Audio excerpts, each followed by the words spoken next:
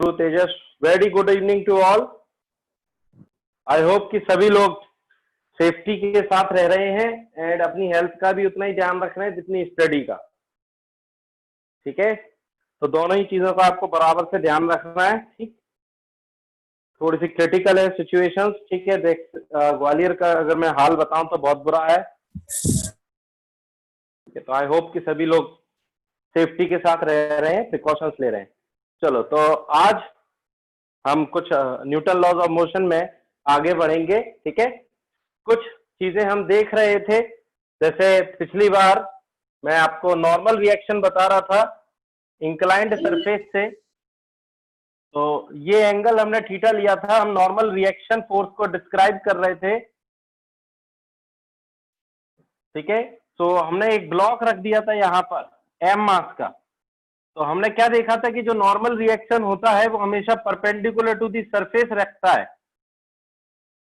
ठीक है, और ये एक चीज और लिख लेना अगर चाहो तो, कि ये हमेशा एक दूसरे को रिपेल करने की कोशिश करेगा। ठीक है, रिपल्शन प्रोड्यूस करने की कोशिश करेगा। यानी ये वाला जो सरफेस है वो इसको ऊपर की तरफ रिपेल करने की कोशिश करेगा परपेंडिकुलरली, खुद के कैसे, परपेंडिकुलर डायरेक्शन में। और mg जो है वो तो हमेशा वर्टिकली डाउनवर्ड लगता है। तो mg का एक कंपोनेंट इस तरफ कितना आएगा, अगर ये थीटा है तो this will be 90 minus theta and this will be theta. तो इस तरफ कंपोनेंट आएगा mg cos थीटा और इस तरफ जो कंपोनेंट आएगा that will be mg sin theta. ठीक है, तो ये चीज हमने देखी थी पिछली क्लास के एंड में, और आज हम कुछ आगे बढ़ेंगे और कुछ नए टाइप के फोर्सेस देखेंगे, जैसे कि tension force. Tension force in a string, in a string यानी एक रस्सी और थ्रेड, और थ्रेड, थ्रेड भी बोल सकते हैं इसको, स्ट्रिंग भी बोल सकते हैं। ठीक है, रोप भी बोलते हैं कई बार। ठीक है, एक ही बात है। अब जरा ध्यान से देखो, इसकी जो डेफिनेशन है वो मैं पहले बता देता हूं। Tension force, it is a molecular type of force जो मॉलिक्यूल्स के लेवल पे लगेगा। ठीक है, विच इज जनरेटेड, ये जनरेट हो जाता है, which is generated when the string becomes taut. Becomes taut, taut मतलब समझते हैं एकदम खिंची हुई। ठीक है, becomes taut by some external force. कोई एक्सटर्नल फोर्स लगाकर इसको क्या कर देता है, टॉट कर देता है। तो उसके अंदर क्या जनरेट हो जाता है, टेंशन जनरेट हो जाता है, मतलब फोर्स जनरेट हो जाता है। यहाँ वो वाली टेंशन नहीं है, चिंता वाली नहीं, एक फोर्स है। ठीक है, तो जैसे अगर हम एक ढीली रस्सी रख दें, जैसे मैं मान लो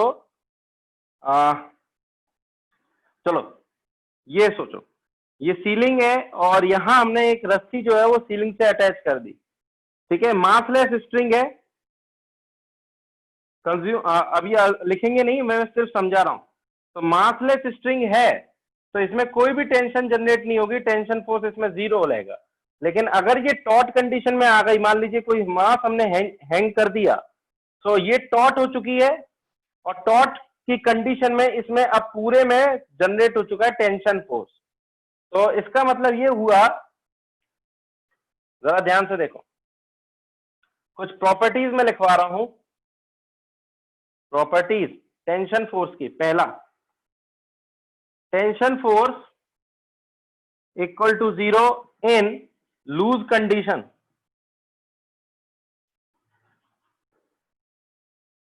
second, tension force always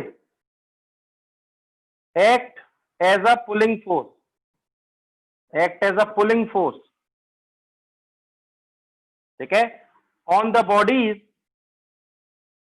on the bodies which are connected by the string string के जो एंड्स होंगे उनसे जो भी बॉडीज कनेक्टेड होंगी उनको टेंशन फोर्स एक पुल करने की कोशिश करेगा। Third, in a massless string tension force remains constant throughout the string। Note करो इसको जल्दी से। टॉट मतलब होता है तनी हुई, समझ रहे हैं, खिंची हुई, स्ट्रेच्ड कंडीशन। एक तरह से स्ट्रेट, स्ट्रेच्ड, खिंची हुई। Okay sir. नोट करो जल्दी से और फिर मुझे डन करके भेजो। सर आपकी वीडियो ब्लर आ रही है सर। क्या सभी के साथ ऐसा हो रहा है? नो नहीं सर, सर। स्क्रीन क्लियर है। तो टेंशन फोर्स कैसा फोर्स है? एक पुलिंग फोर्स है जो अपनी तरफ पुल करता है with the help of the string. String से जो चीजें कनेक्टेड है उनको वो पुल करेगा अपनी तरफ। यानी रोप जो है वो एक फोर्स लगाएगी उन चीजों पर जो चीजें उससे बंधी हुई हैं, और वो फोर्स किस तरफ लगाएगी? खींचने की तरफ, मतलब खुद पुल करेगी उनको। सर। हाँ जी बताएं। सर ये फोर्स उतना ही होगा ना जितना बॉक्स का mg होगा? देखो वो तो कंडीशंस पे डिपेंड करेगा, समझ रहे हो? इस एग्जांपल में mg के बराबर था, बिल्कुल सही। चलो तो अब जरा देखो, ये था टेंशन फोर्स की बात हमने की यहां पर, ठीक है। अगर हम टेंशन फोर्स को देखें तो टेंशन फोर्स कैसे लगता है और कैसे हम उसको शो करेंगे, उनके लिए हम सीखेंगे सबसे पहले कुछ और चीजें, जैसे कि free body diagram.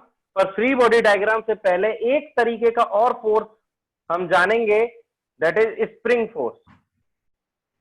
Spring force क्या होता है जरा ध्यान से देखेंगे। स्प्रिंग क्या होती है? बहुत ही सिंपल सी स्प्रिंग होती है इस तरीके की। मान लीजिए ये दिस इज द स्प्रिंग, ये आपने सबने देखी हुई है, और मैंने इसको यहां से एक वॉल से कनेक्ट कर दिया है। अब होता यह है कि मान लीजिए ये स्प्रिंग अभी बिल्कुल अपनी नेचुरल लेंथ पर है। नेचुरल लेंथ पर मतलब ये अगर अभी नेचुरल लेंथ पर है, नेचुरल लेंथ का मतलब no extension, no compression, no compression. मतलब सर ये स्ट्रेच नहीं है। हाँ, ना स्ट्रेच है ना दबी हुई है। अब क्या करने जा रहा हूं जरा ध्यान से देखना। मैं इस स्प्रिंग को इसकी नेचुरल लेंथ से कितना कंप्रेस कर देता हूं, ठीक है। Suppose this is the natural length, तो यहां से देखो जरा, मैं इसकी स्प्रिंग को इसकी नेचुरल लेंथ से मैंने कंप्रेस कर दिया कितना? x। सो अब ये स्प्रिंग जो है ये कंप्रेशन में आ चुकी है। तो ये स्प्रिंग अब दोबारा से इस तरफ जाने की कोशिश करेगी। तो इसका मतलब ये हुआ कि अब ये इस तरफ क्या लगाएगी? एक force, force by the spring अब इस तरफ लगेगा। तो फोर्स बाय द जो स्प्रिंग होगा उसका अगर हम मैग्नीट्यूड देखें तो वो डायरेक्टली प्रोपोर्शनल होगा किसके? एक्स के, जो कि क्या है? कंप्रेशन। सो अगर हम देखें जितना ज्यादा हम कंप्रेस करेंगे उतना ही ज्यादा इसका फोर्स बढ़ता चले जाएगा। तो इसका मतलब है कि जो फोर्स बाय द स्प्रिंग है उसको अगर मैं लिखूं प्रोपोर्शनल के साइन के साथ, तो मैं लिखूंगा, देखो एक प्रोपोर्शनल कांस्टेंट के, और इसको लिख रहा हूं इनटू एक्स, और देखो एक लगा रहा हूं माइनस साइन। ये माइनस साइन में क्यों लगा रहा हूं जरा देखेंगे, लेकिन पहले अगर हम ये देखें कि जो मैग्नीट्यूड है वो प्रोपोर्शनलिटी हटाने पर कैसे रिलेट हो रहा है? एक्स जो कि क्या है यहां पर? कंप्रेशन। के क्या है? के इज स्प्रिंग कांस्टेंट। के क्या है यहां पर? एक स्प्रिंग कांस्टेंट जो कि दिया जाएगा तुमको। स्प्रिंग कांस्टेंट की यूनिट होती है न्यूटन पर मीटर, यहां से निकाल सकते हैं न्यूटन डिवाइड बाई मीटर। सो के क्या है? एक स्प्रिंग कांस्टेंट।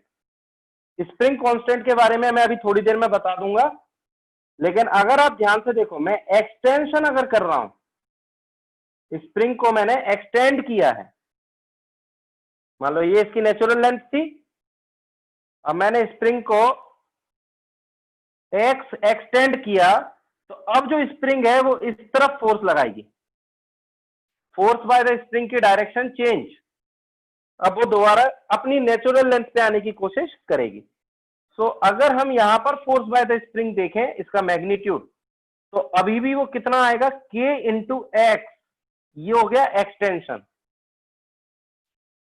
समझ रहे हो? यानी मैग्नीट्यूड उतना ज्यादा बढ़ता जाएगा जितना ज्यादा कंप्रेशन करोगे, जितना ज्यादा एक्सटेंशन करोगे। ये बात समझ में आ रही है सभी को? पहले इसको नोट करेंगे, स्प्रिंग कांस्टेंट के न्यूटन पर मीटर, ये क्वेश्चंस में तुम्हें मिलेगा।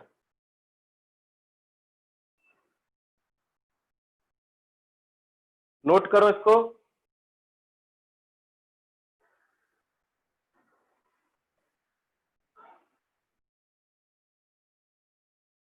हाँ, अगर ये एक्स इधर है और इतना ही एक्स इधर है तो दोनों का मैग्नीट्यूड सेम आएगा, लेकिन फोर्स की डायरेक्शन देख रहे हो अलग अलग।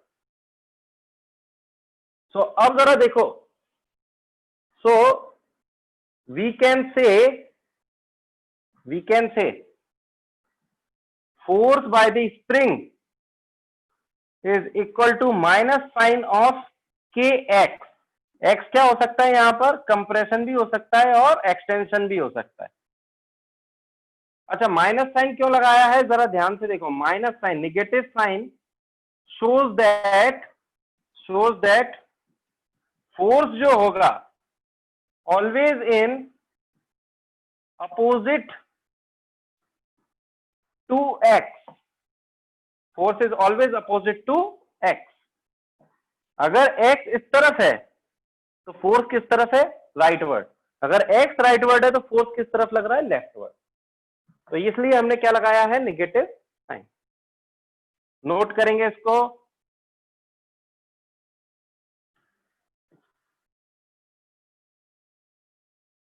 तो ये था स्प्रिंग फोर्स, समझ रहे? अब स्प्रिंग कांस्टेंट की बात कर लेते हैं जरा, स्प्रिंग कांस्टेंट की।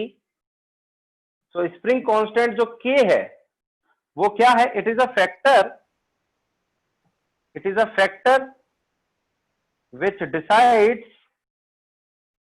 which decides the stiffness of the spring। Stiffness समझते हो? स्टिफनेस, हाँ, कंप्रेशन या एक्सपेंशन एक ही बात है, एक्सटेंशन लिख सकते हो। स्टिफनेस समझते हो? स्टिफनेस मतलब टाइटनेस, रिजिडिटी, बिल्कुल रिजिड। रिजिड का मतलब जैसे अगर हम स्प्रिंग की बात करें तो जितनी ज्यादा बड़ी स्प्रिंग होगी उतनी कम रिजिड होगी। सो हम ये बोलेंगे कि जो स्टिफनेस होती है इनवर्सली प्रोपोर्शनल टू लेंथ। अभी फिलहाल इतना ही काफी है, ठीक है?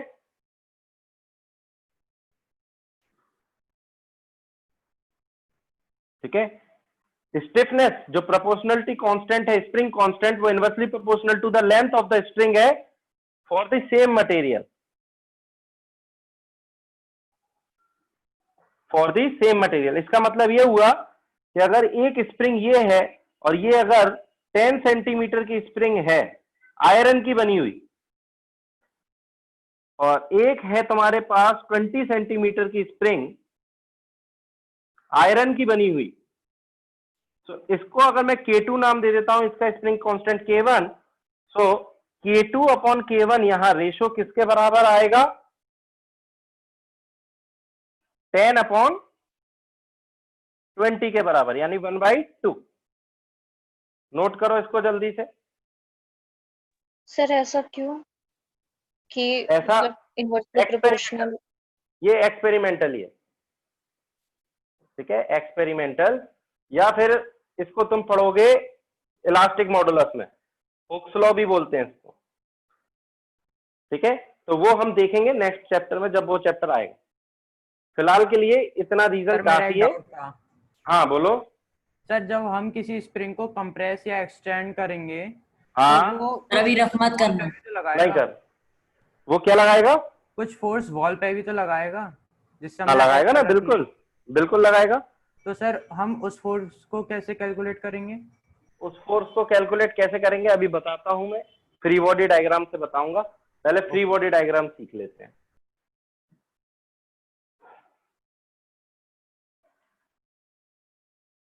बिल्कुल सही क्वेश्चन है, वैलिड क्वेश्चन है।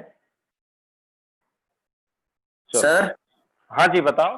सर वो 20/10 होना चाहिए ना? क्यों? K2 कम आना चाहिए ना K1 से, इनवर्सली प्रोपोर्शनल टू लेंथ है।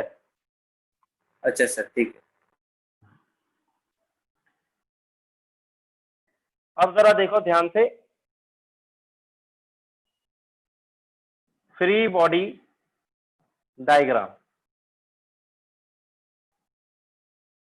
ये सबसे इंपॉर्टेंट पार्ट है इस पूरे चैप्टर का। क्या डेफिनेशन है इसकी? The diagram in which we represent, या फिर हम शो करते हैं, we represent या we show the all forces acting on a body under observation,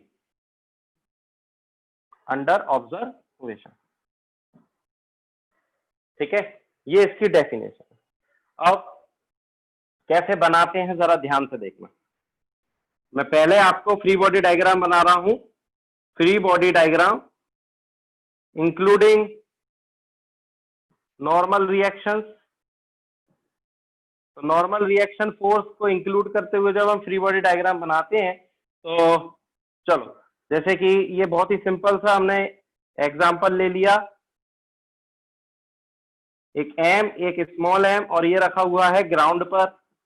तो अगर हम फ्री बॉडी डायग्राम बना रहे हैं ऑफ स्मॉल एम, तो स्मॉल एम को हम ऑब्जर्व करेंगे और इस पर जितने भी फोर्सेस हैं वो लगा देंगे। तो एक लगेगा इस पर mg, एक लगेगा इस पर नॉर्मल इस कैपिटल एम की वजह से, और कोई फोर्स नहीं लगेगा।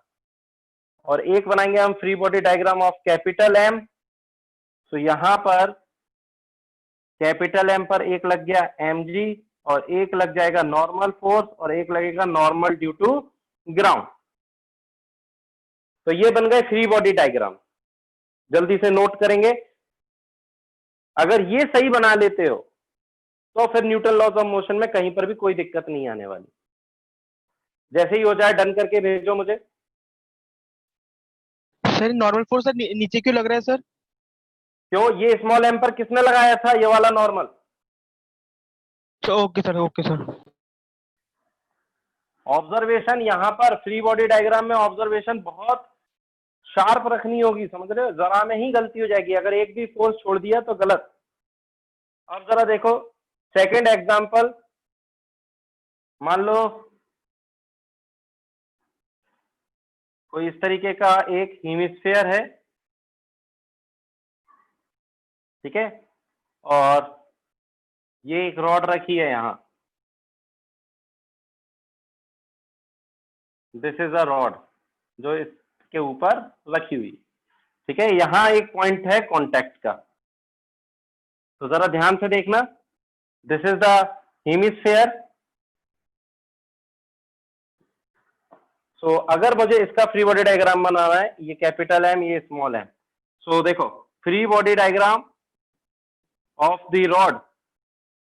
सो रॉड का जब हम फ्री बॉडी डायग्राम बना रहे हैं तो ध्यान से देखना क्या क्या बनेगा। यहां पर ही देख लो, इस रॉड के इस कांटेक्ट पर नॉर्मल फोर्स लगेगा इस तरफ, देखो ये गया नॉर्मल फोर्स, और नॉर्मल फोर्स कहां से पास होगा? सेंटर से, क्योंकि स्फीयर के नॉर्मल या सर्कल के नॉर्मल कहां से पास होते हैं? सेंटर से। तो अगर मैं रॉड का फ्री बॉडी डायग्राम बनाता हूं तो ये जो पॉइंट मैंने P माना है, इस P पॉइंट पर नॉर्मल रिएक्शन लगेगा इस तरफ, और इसका जो सेंटर होगा वहां से लगेगा इसका एक वेट mg, और एक पॉइंट यहां जो कांटेक्ट में है उसकी वजह से लगेगा नॉर्मल ड्यू टू ग्राउंड, जिसको मैं ng1 नाम दे रहा हूं।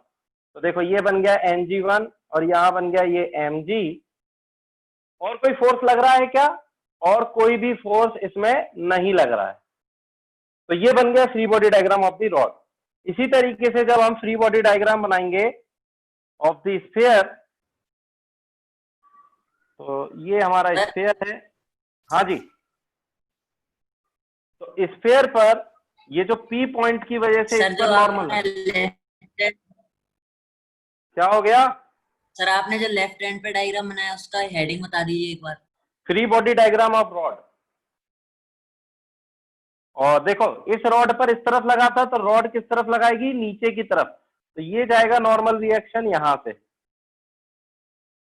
तो ये लगा एक नॉर्मल रिएक्शन, ठीक है, जो कि कहां से जा रहा है? सेंटर से, ठीक है। एक लगेगा इसका mg वेट,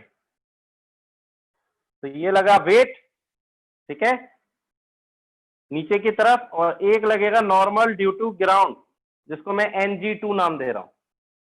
तो ग्राउंड की वजह से एक नॉर्मल ng2 और एक इसका वेट mg, सेंटर से ही पास होंगे। तो ये बन गए फ्री बॉडी डायग्राम। और कोई फोर्स बचा है क्या? नहीं बचा है। सर सेकंड वाला समझ नहीं आया। सेकंड वाले में क्या दिक्कत आ रही है, जल्दी से बताओ मुझे। ये नॉर्मल फोर्स कौन लगाएगा? रॉड, क्योंकि रॉड पर इस तरफ लगाया था, तो रॉड किस तरफ लगाएगी? इस तरफ। ये mg किसका वेट है? खुद का। और ये नॉर्मल फोर्स कौन लगाएगा? ग्राउंड, ऊपर की तरफ। क्लियर है? Sir okay sir. हाँ, सर सेंटर से पास होगा, इसका रीजन समझ में नहीं आया। सेंटर से पास होगा। एक बात बताओ, कोई भी अगर सर्कल होता है उस पर अगर टेंजेंट डालते हो और नॉर्मल डालते हो तो कहां से पास होता है? वो सेंटर से। This is the property of the circle या फिर स्फीयर। ये प्रॉपर्टी है सिंपल, कि नॉर्मल हमेशा नॉर्मल एट द स्फीयर या फिर कोई भी कर्व्ड हो, ठीक है, पासेस थ्रू द सेंटर। ये अगर चाहो तो लिख लो अपने नोट में, किसी भी कर्व का जो नॉर्मल होगा वो हमेशा उसके सेंटर से पास करेगा।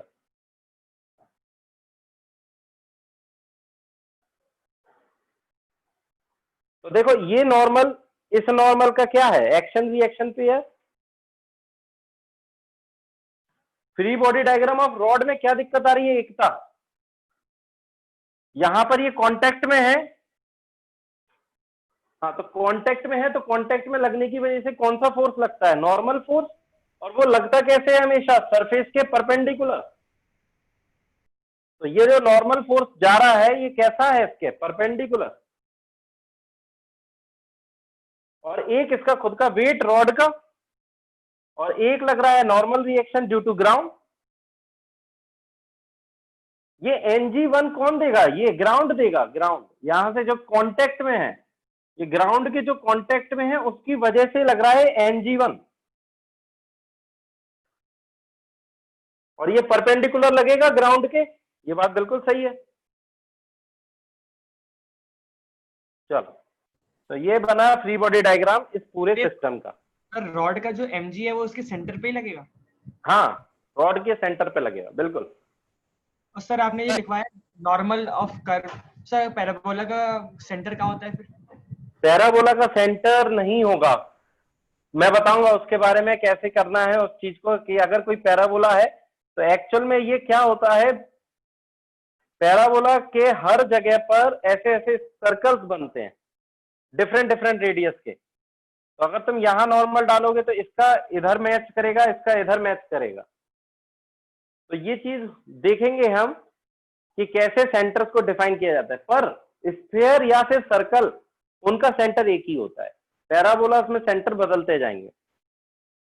सर हाँ, तो जैसे हमें किसी फ्री बॉडी डायग्राम को चेक करना है कि हमने सही बनाया कि नहीं, तो सर हम उसका हाँ। एक्शन रिएक्शन पेयर देख सकते हैं। बिल्कुल बिल्कुल क्योंकि देख सकते हैं। हर हर फोर्स का एक्शन रिएक्शन पेयर होगा और जिसका नहीं चलेगा। बन रहा होगा वो मतलब फोर्स बिल्कुल। हो नहीं रहा है। बहुत बढ़िया, वेरी नाइस। यानी कुछ ना कुछ मिस कर गए, बिल्कुल सही है। तो ये था free body diagram normal reactions का। ठीक है, तीसरा डायग्राम नॉर्मल रिएक्शंस का मैंने पहले भी बताया था कि मान लीजिए फोर्सेस ऐसे रखे हुए हैं, ब्लॉक्स ऐसे रखे हुए हैं, ये एम है, ये स्मॉल एम है, यहाँ पर फोर्स लग रहा है F1, यहाँ फोर्स लग रहा है कुछ F2, और F1 जो है वो बड़ा है F2 से। तो कैपिटल M का अगर मैं फ्री बॉडी डायग्राम बनाऊं तो यहाँ पर फोर्स लगेगा एक F1, एक लगेगा इसका mg, एक लगेगा नॉर्मल ड्यू टू ग्राउंड जिसको मैं ng1 नाम दे रहा हूं, एक लगेगा इस तरफ नॉर्मल जो कि स्मॉल m देगा कांटेक्ट में होने की वजह से। तो अगर इसने इस पर इधर दिया है तो इसने इस पर इधर देगा, और इस पर लगेगा एक F2, ये है एक mg, और एक है normal due to ground ng2। ये बन गए फ्री बॉडी डायग्राम। कोई दिक्कत हो तो पूछो जल्दी से। Sir F1 greater than F2 का क्या यूज है? क्या यूज है? ये जाएगा किस तरफ? इस तरफ। तो एक्चुअल में ये इस तरफ जाएंगे दोनों, बस इतना ही यूज है अभी फिलहाल, कि मूव इस साइड होगा। चलो हटाऊं मैं, नहीं नोट सर, करो सर जल्दी। अभी मत करिए। ठीक ठीक, करो जल्दी से इसको।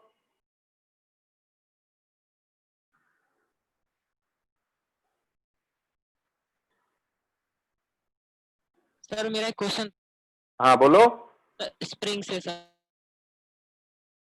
कौन से स्प्रिंग से? हाँ बोलो, स्प्रिंग से। सर आपने बोला कि मतलब जितना एक्सटेंशन करेंगे सर उतना फोर्स हाँ उसमें लगाएगा सर। तो सर हाँ बिल्कुल सर एक पॉइंट ऐसा जाएगा जहाँ पे स्प्रिंग सर टूट जाएगी सर। बिल्कुल। तो सर उस वाले मतलब क्या होगा फिर वहां पे? तो फोर्स खत्म। हाँ खत्म हो जाएगा ना फोर्स, बिल्कुल खत्म हो जाएगा। तो सर अब इसमें मतलब फोर्स खत्म ही हो गया, मतलब उतना फोर्स लगाया नहीं स्प्रिंग ने। हाँ तो क्या हो गया? तो उस इंस्टेंट के पहले तो तक तो लगाया था, अब स्प्रिंग ही नहीं रही तो स्प्रिंग कहां से लगाएगी फोर्स? तुम ये तो बोलो, स्प्रिंग ही टूट गई तो स्प्रिंग टूट गई तो स्प्रिंग फोर्स कहां से लगाएगी फिर? जब तक वो स्प्रिंग थी तब तक वो फोर्स लगा रही थी, अब स्प्रिंग ही नहीं रही तो फिर फोर्स कहां से लगाएगी? बात समझ में आ रही है पुष्पेंद्र? सर लेकिन Yes, सर सर स्प्रिंग टूटने के बाद वॉल की तरफ से जो फोर्स आएगा स्प्रिंग का जो खींच रहा है उसकी तरफ, वॉल कभी मूव नहीं कर सकती। सर नो सर, मतलब उस साइड से तो पुश, मतलब जैसे हमने जितनी खींच ली फिर अगर वॉल से वहां से टूट गई सर स्प्रिंग, तो सर फिर जिसने पकड़ रखी होगी उस साइड तो फोर्स लगेगा ना स्प्रिंग का।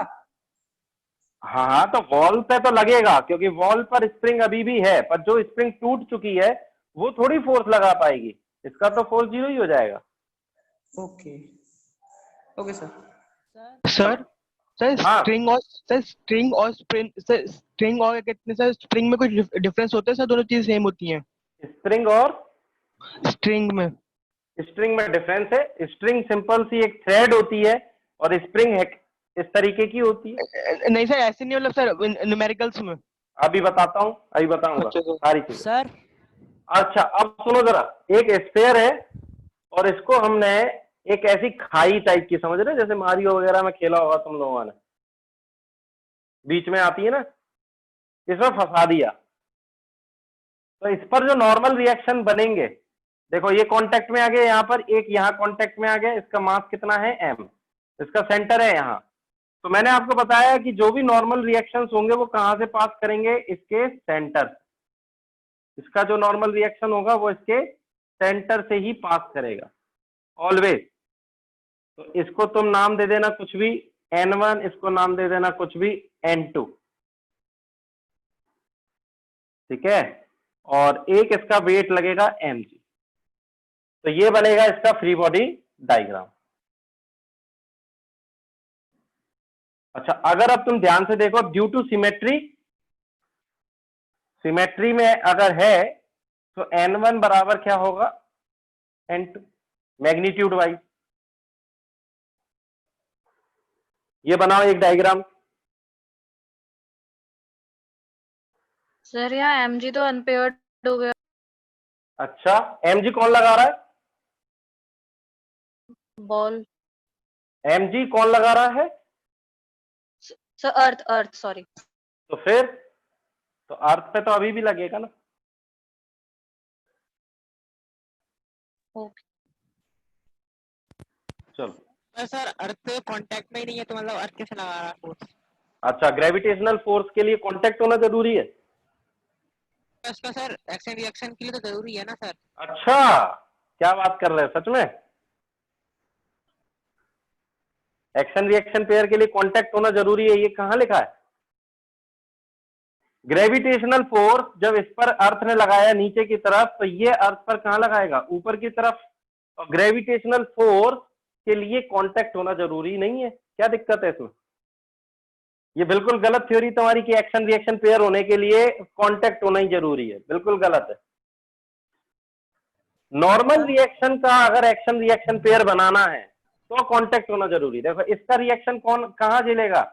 ये वाली वॉल झेलेगी इस तरफ। इसका नॉर्मल रिएक्शन कहां झेलेगा? ये इस तरफ आएगा।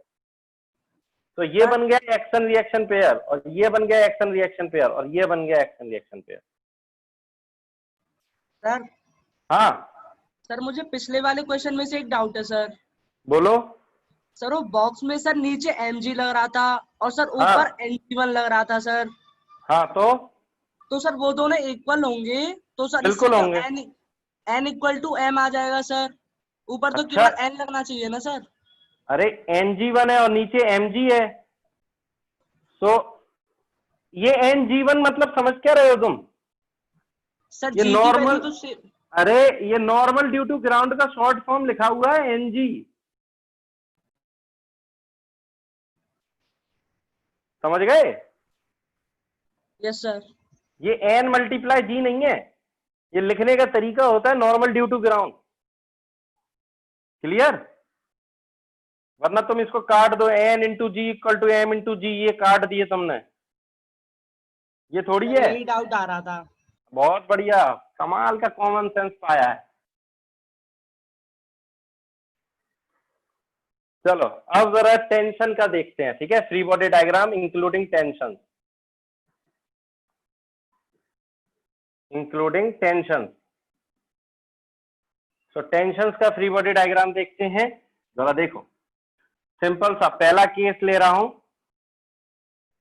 मान लो ये कोई सीलिंग है, इससे हमने एक स्ट्रिंग, मासलेस स्ट्रिंग है, ठीक है, इसको हमने बांध दिया सीलिंग से, और इसके नीचे एक m मास कनेक्ट कर दिया। सो अगर अब हमसे पूछा गया फ्री बॉडी डायग्राम बताइए आप मास का, तो ये स्ट्रिंग जो है ये टॉट हो चुकी है, तो इसमें एक टेंशन जनरेट हो जाएगी। सो स्ट्रिंग के अंदर एक फोर्स जनरेट हो गया, टेंशन, जो इस m मास को अपनी तरफ खींचेगा। जैसा कि मैंने बताया था, टेंशन फोर्स हमेशा अपनी तरफ खींचता है, पुलिंग फोर्स होता है। तो इस m मास के वेट को यहां कौन बैलेंस करेगा? Tension force. तो ये बन गया free body diagram small m का। फिर हम देखेंगे फ्री बॉडी डायग्राम रस्सी का, ये जो स्ट्रिंग है, टेंशन फोर्स इस m मास पर स्ट्रिंग ने कहां लगाया? ऊपर की तरफ। कौन से एंड ने? इस एंड ने। तो ये स्मॉल m इस एंड पर टेंशन फोर्स किस तरफ लगाएगा? नीचे की तरफ। बात समझने की कोशिश करो। सर एक बार और रिपीट कर दीजिए। ये टेंशन फोर्स इस m मास पर स्ट्रिंग ने इस तरफ लगाया है, ऊपर की तरफ खींचने के लिए। तो ये m मास इस एंड पर स्ट्रिंग फोर्स किस तरफ लगाएगा? नीचे की तरफ। ये हमने एंड A मान लिया, ये एंड हमारा B हो गया। तो A एंड पर फोर्स कहां लग रहा है? नीचे की तरफ। अच्छा ये बताओ, सीलिंग का अगर मैं फ्री बॉडी डायग्राम बनाऊं तो सीलिंग को ये स्ट्रिंग किस तरफ खींचेगी? ऑलवेज पुलिंग, अपनी तरफ हमेशा। तो इस पर जो फोर्स लगेगा वो नीचे की तरफ लगेगा। तो अगर सीलिंग पर रस्सी ने, बी एंड ने नीचे की तरफ फोर्स लगाया है, तो बी एंड पर कहां लगेगा? ऊपर की तरफ, और सेम फोर्स। टेंशन मतलब फोर्स, टेंशन मतलब फोर्स, टेंशन मतलब फोर्स। सर तो एक minute, mg and normal, yes, वो हमेशा हर केस के लिए अप्लाइड होगा, हर केस के लिए अप्लाइड नहीं होगा, sorry. n equal to m g जो तुम बोल रहे हो वो तभी होगा जब वर्टिकल डायरेक्शन में कोई इसका एक्सेलरेशन नहीं होगा, तब होगा n equal to m g. हाँ, आप पूछो, क्या पूछना है, बोलो। सर हाँ बोलो। सर सीलिंग का mg। सीलिंग, सीलिंग का कहाँ mg? सीलिंग तो जुड़ी हुई है, हाँ ठीक है। अब सीलिंग को जुड़े होने के कारण कोई एक फोर्स इसको जोड़ा हुआ है, जिसको हम एफ डैश बोल देंगे, जो कि भाई सीलिंग को टिकाया हुआ है जैसे तैसे करके। हाँ बिल्कुल अर्चित, यही सही समझे हो तुम। सर हाँ जी बोलो। सर हाँ सर ये जो आपकी आवाज कट रही थी। अच्छा, तो टेंशन फोर्स, टेंशन फोर्स इस स्मॉल एम मास पे कहां लगेगा? ऊपर की तरफ। एक बात सोचो, एक बात सोचो बस, इस स्मॉल एम मास को mg कहां खींचने की कोशिश करेगा? नीचे। तो टेंशन फोर्स कहां खींचेगा? ऊपर की तरफ, तभी तो ये टिक पाएगा, नहीं तो ये नीचे चले जाता। अब इस स्ट्रिंग ने इस एम मास पर टेंशन ऊपर लगाया है, तो ये एम मास इस स्ट्रिंग पर किस तरफ लगाएगा फोर्स? नीचे की तरफ, इस ए एंड पर, ठीक। सीलिंग से जब जोड़ रहे हैं हम बी एंड को, तो सीलिंग को भी ये कहां खींचेगा? नीचे की तरफ, टी फोर्स से। ये टी फोर्स इसके ही बराबर क्यों रखा गया है? क्योंकि ये मासलेस स्ट्रिंग है, और मैंने तुम्हें बताया था कि जो टेंशन फोर्स यहां पर होगी वही टेंशन फोर्स यहां पर भी होगी। तो इस चीज को सोचो कि ये मासलेस स्ट्रिंग है, तो tension force through out the string क्या रहेगी? सेम। तो अगर सीलिंग पर नीचे की तरफ लग रहा है, तो सीलिंग इस पर कहां लगाएगी? ऊपर की तरफ। और mg पर जब ऊपर की तरफ लगा तो mg कहां लगाएगा? नीचे की तरफ। तो एक्शन रिएक्शन पेयर ऐसे बन गए, ये इसका एक्शन रिएक्शन पेयर बन गया, ठीक, ये इसका एक्शन रिएक्शन पेयर बन गया। mg का एक्शन रिएक्शन पेयर कहां बनेगा? अर्थ बनाएगी। और इस एफ डैश का एक्शन रिएक्शन पेयर कौन बनाएगा? जो सीलिंग के ऊपर वाला होगा, जो सीलिंग को पकड़े हुए, वो बनाएगा। क्लियर है? हाँ बोलो। सर ये थोड़ी जरूरी है कि जो स्ट्रिंग है वो हमेशा मासलेस रहे। दी जाएगी, तुम्हें अगर दी गई है तो ऐसा करना है, वरना जरूरी नहीं है। अगर जरूरी नहीं है तो मास के साथ क्या होगा वेरिएशन, वो मैं बताऊंगा अभी। Okay sir. सर सर हाँ जी, सर आपने जो mg का एक्शन रिएक्शन बताया था सर, मास लगाएगा ना, अर्थ को लगाएगी, अर्थ तो mg लगा ही रही है अपनी अरे तो तरफ अर्थ पर कौन लगाएगा? अर्थ पर मास ही तो लगाएगा। अर्थ ने जब मास पर mg लगाया है तो मास लगाएगा ना अर्थ पर mg।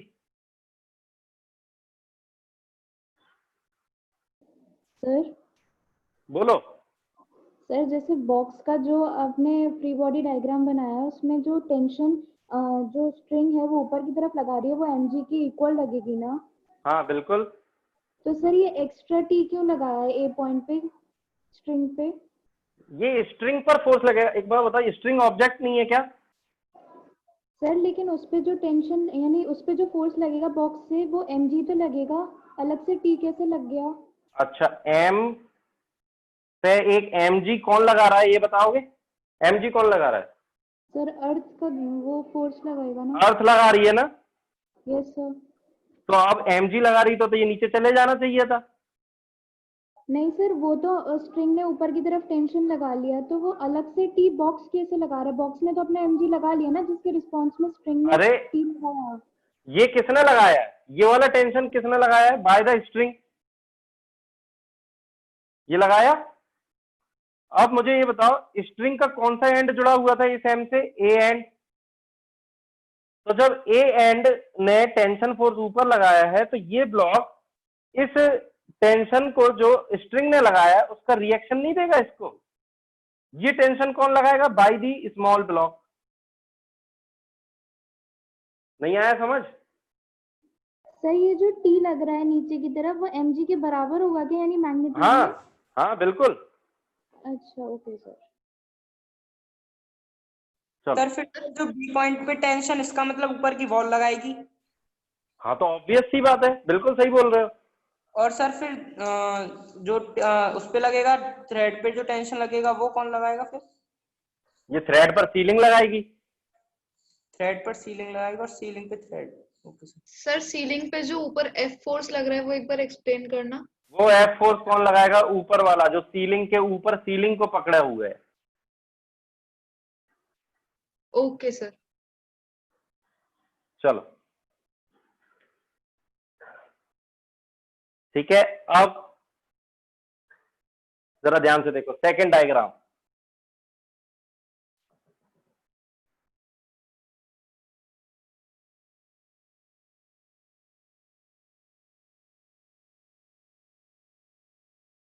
कुछ इस तरीके का,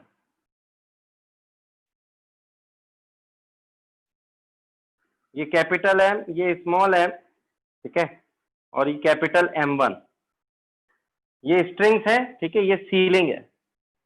फ्री बॉडी डायग्राम बनाना है हमें। These are the strings, ठीक है, string 1, this is the string 2 and this is the string 3। अब जरा देखो ध्यान से, अगर हम फ्री बॉडी डायग्राम बनाएंगे इस कैपिटल M का, तो इस पर दो स्ट्रिंग्स जो है वो आपस में फोर्स लगाएंगे, ऊपर की तरफ खींचेंगे इसको। इसमें अगर मैं स्ट्रिंग में टेंशन T1 मान लेता हूं, इसमें T2, तो मुझे ये बताओ सिमेट्री के अनुसार T2 किसके बराबर होना चाहिए? T1 के बराबर, ठीक है, सिमेट्री है। सो यहां पर अगर मैं T1 ले लेता हूं, चलो फिलहाल के लिए T2 ले लेते हैं, और एक नीचे की जो स्ट्रिंग है, क्या ये वाली स्ट्रिंग जो स्ट्रिंग 3 है वो इसको ऊपर की तरफ पुल कर सकती है क्या? पुश कर सकती है?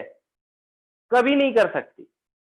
ये वाली जो स्ट्रिंग होगी ये हमेशा पुल करेगी। मैंने हमेशा बताया है कि स्ट्रिंग हमेशा पुलिंग फोर्स लगाती है। तो ये मैंने मान लिया T3 जो इसमें टेंशन है इस स्ट्रिंग में।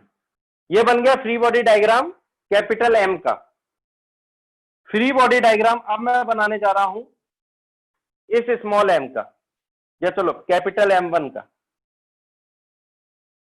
और यही बना देता हूं साइड में free body diagram small m का। चलो कैपिटल M1 पर एक स्ट्रिंग कनेक्टेड है जो ऊपर की तरफ फोर्स लगाएगी T3, एक इसका वेट, अच्छा इसका भी वेट बनाना भूल गए हम, mg, एक इसका वेट इधर से M1g। M और M1 कांटेक्ट में है, जिसके कारण M1 पर एक फोर्स लगेगा नीचे की तरफ, नॉर्मल फोर्स। तो जरा देखो ये बन गया फ्री बॉडी डायग्राम M1 का। अब स्मॉल m की अगर हम बात करें तो इसमें कोई स्ट्रिंग है? नहीं है, कोई स्ट्रिंग कनेक्टेड नहीं है। किसके कांटेक्ट में है? M1 के कांटेक्ट में। M1 पर जब इस स्मॉल m ने नीचे लगाया है तो ये M1 इस स्मॉल m पर कहां लगाएगा भाई? ऊपर की तरफ, और इसका एक वेट लगेगा नीचे की तरफ। खत्म, बन गया फ्री बॉडी डायग्राम।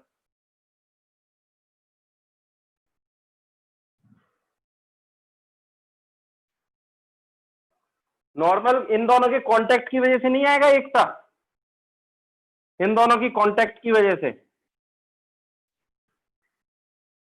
फिर ये m इस M1 को नीचे ढकेलने की कोशिश करेगा और ये m इसको ऊपर। नोट डाउन करो जल्दी से। सर हाँ बोलो। सर ये सर, जो ये जो- कैपिटल, हाँ कैपिटल M। चलो गर्ल्स में कौन बोल रहा था? गर्ल्स में पहले गर्ल्स बोल दो। सर ये जो कैपिटल M का जो डायग्राम बनाया था उसमें ये हाँ। T1 इक्वल्स टू T2 कैसे हुआ था बोल कर बता दो। सिमेट्री यार, सिंपल।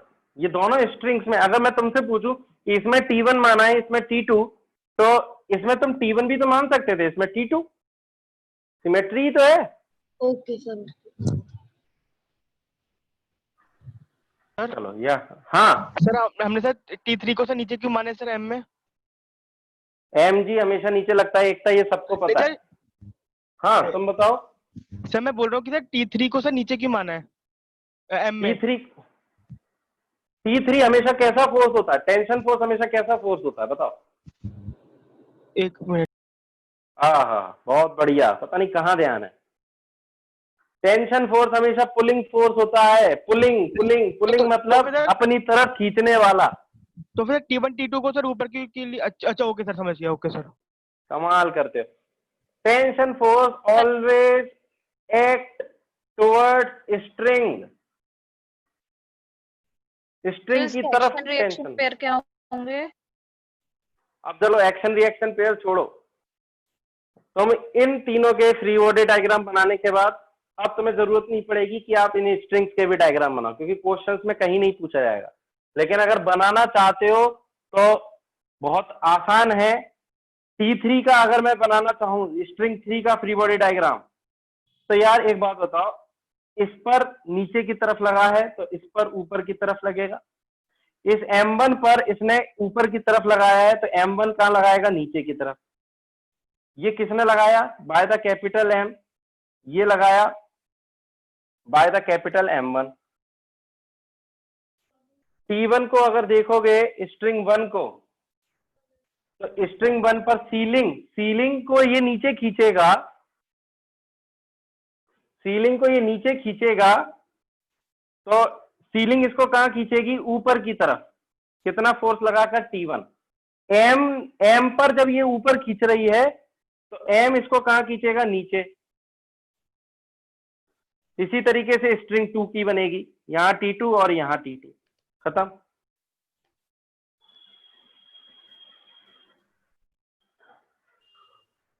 चलो आगे बढ़ते हैं। Next, tension force is just pulling force. ज्यादा सोचने से भी कई बार बहुत ज्यादा गलतियां हो जाती हैं। ज्यादा सोच लेते हो तो हमेशा ही गलतियां होंगी, ये पक्की बात है। सही सोचना है, ठीक है, वो ज्यादा जरूरी है। अब जरा देखो ध्यान से, तो ये था free body diagrams including tension force, ठीक है। अब हम देखेंगे application of Newton second law, जो कि क्या कहता है? F external is equal to m a. चलो तो स्टार्ट करते हैं एप्लीकेशन। पहला एप्लीकेशन मैं बताना चाहूंगा तुम्हें, एटवुड मशीन। एटवुड मशीन, ठीक है, कैसी बनती है ये एटवुड मशीन? जरा ध्यान से देखना। दिस इज अ पुली, कुएं पे देखिए ना हम लोग, एटवुड मशीन। सर वो सेकेंड लॉ के बाद F external equal to m a. Okay okay okay. चलो देखो, ये हमने बना दी एक पुली, ठीक है। पुली के बारे में बता देता हूं। सिंपल सा एक व्हील होता है, ठीक है, जिस पे रस्सियां जो हैं, दीज आर द स्ट्रिंग्स, ऐसे रहती हैं, और इसको हम किसी चीज से कनेक्ट कर देते हैं, समझ रहे हैं, इस तरीके से। तो रस्सी है, अगर ये स्ट्रिंग, ये जो पुली है, if the pulley is ideal, if the pulley is ideal, then इसके पास दो कंडीशन होंगी, it will be the massless and frictionless. Massless and frictionless. तो अगर फ्रिक्शनलेस हुई, तो फ्रिक्शनलेस अगर है तो ड्यू टू फ्रिक्शनलेस स्ट्रिंग जो होगी वो स्लाइड करेंगी, string will slide on the pulley. Pulley घूमेगी नहीं, ये बात याद रखना, फ्रिक्शनलेस पुली घूमती नहीं है। ये रस्सियां जो है वो क्या करेंगी? स्लाइड करेंगी, क्योंकि फ्रिक्शन ही नहीं है। अगर फ्रिक्शन होता तो ये घूमती, और फ्रिक्शन लेस है तो ये नहीं घूमेगी।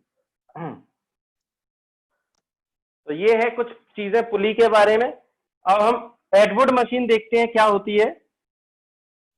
सो एडवुड मशीन होती है जिसमें हम एक मास यहां M1 ज्वाइन कर देते हैं और एक मास यहां पर M2।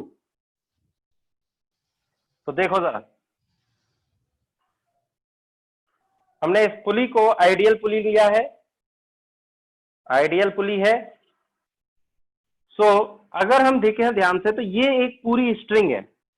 तो अगर स्ट्रिंग है और मैं मान लेता हूं कि लेट M1 या फिर M2 is greater than M1, तो क्या होगा, जनरल ऑब्जर्वेशन अगर हम देखें तो ये M1 जो है वो ऊपर जाएगा और M2 नीचे जाएगा। अगर हम M1 का एक्सेलरेशन a मीटर पर सेकंड स्क्वायर लेते हैं तो M2 का एक्सेलरेशन नीचे की तरफ भी कितना होगा, a मीटर पर सेकंड। पक्की बात है। तो जरा देखो ध्यान से, अब फ्री बॉडी डायग्राम किसका बना रहा हूं, सबसे पहले M1 का। तो M1 का फ्री बॉडी डायग्राम बनाएंगे तो एक टेंशन फोर्स मैंने मान लिया, इसमें कितनी टेंशन फोर्स जनरेट हो गई, T, और एक लगेगा इस पर M1G। तो ये बताओ इसका एक्सेलरेशन कहां माना है हमने, ऊपर की तरफ। तो अब मैं अगर न्यूटन सेकंड लॉ लगाता हूं इसमें, Newton second law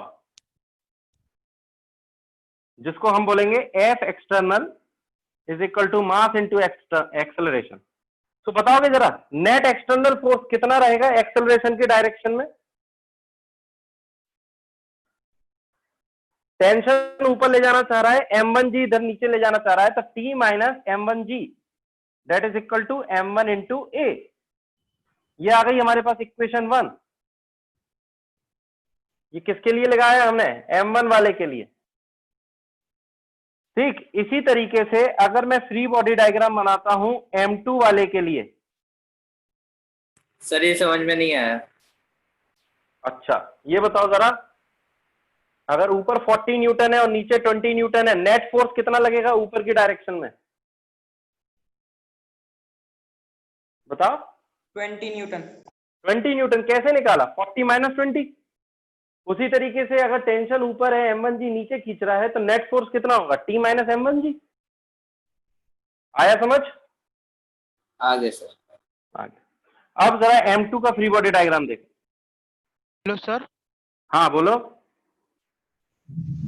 sir sir second body का सर होगा M2G minus T equals to MA। देखते हैं।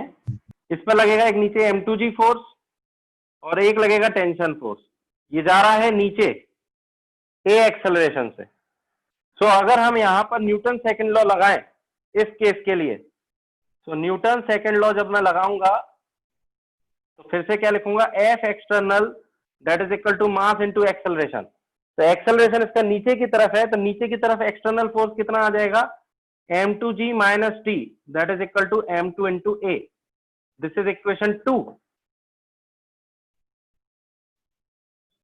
क्लियर। सर इसका मतलब कंक्लूजन ये है कि जहाँ पे सर एक्सेलरेशन होगा हमें उसके हिसाब से वर्क करना है। उस डायरेक्शन में नेट फोर्स देख लो, बिल्कुल। सो अब मैं इक्वेशन लिख रहा हूं फ्रॉम 1 and 2। 1 and 2 अगर हम इक्वेशन देखते हैं, सो अगर मैं ऐड कर दूं दोनों को, ऐड, सो ऐड अगर करेंगे तो देखो T से T कैंसिल हो जाएगा, बचेगा क्या, M2G माइनस M1G, और यहां M1 plus M2 into A। So A कितना आ गया हमारे पास, M2 minus M1, G common ले लेना, divide by M1 plus M2 that is our acceleration. ये आ गया हमारा एक्सेलरेशन। नोट करेंगे इसको, कोई डाउट है तो पूछेंगे। सर सिंपल सी चीज है। हाँ बोलो सर। इसका एक और तरीका भी हो सकता है, हम लोग F इक्वल्स टू MA से निकाल लें। बिल्कुल बिल्कुल कर सकते हो, मैं मना नहीं कर रहा, वो हम थोड़ी देर में देखेंगे। भागो मत। चलो डन करके भेजना कमेंट, फिर हम आगे बढ़ेंगे। अच्छा, अब अगर मैं टेंशन निकालना होती तो फॉर द टेंशन फोर्स आप एक्सेलरेशन को किसी भी एक इक्वेशन में पुट कर दो, पुट इन 1 या फिर 2 में पुट कर दो। सो क्या आ जाएगा टेंशन अगर हम निकालें तो T minus m1g that is equal to m2, मैं फर्स्ट इक्वेशन का यूज कर रहा हूं, समझ गए, that is equal to m1 into acceleration की जो वैल्यू है m2 minus m1 upon m1 plus m2 into g. तो यहां से हमारे पास जो इक्वेशन बन रही है टेंशन की वो बन रही है m1 इंटू m2 माइनस, इसको सॉल्व करना होगा, तो ठीक है सॉल्व कर देते हैं। m1 इंटू m2 अंदर ले जा रहा हूं मैं, m1 square divide by m1 plus m2 into g.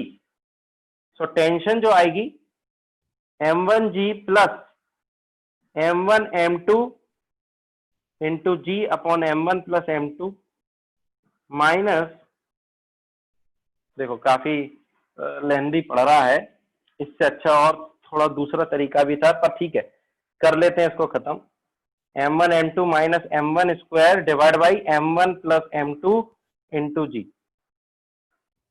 अब इसको अगर मैं इधर ले जाऊं एलसीएम में तो देखो एक m1 स्क्वायर बनेगा, एक बनेगा m1 इंटू m2g, एक यहां से आ रहा है m1 इंटू m2g और एक यहां से बन रहा है m1 स्क्वायर जी और divide by m1 plus m2। तो ये m1 स्क्वायर जी से ये दोनों कैंसिल हो गए, फाइनल आंसर क्या आ रहा है 2m1 m2g divide by m1 plus m2। ये आ गया हमारे पास टेंशन फोर्स, नोट करो। हाँ सर एक डाउट था उसकी, सर ये दोनों स्ट्रिंग सर सेम टेंशन कैसे लगाएंगी? क्योंकि स्ट्रिंग अलग अलग नहीं है, एक ही स्ट्रिंग है जो पूरे पे, समझ रहे हो, लिपटी हुई। पर हाँ। सर जैसे जो M2 पर जो आ रही है स्ट्रिंग उस पर ऑलरेडी नीचे की साइड एक फोर्स लग रहा है मास के कारण, हाँ है ना?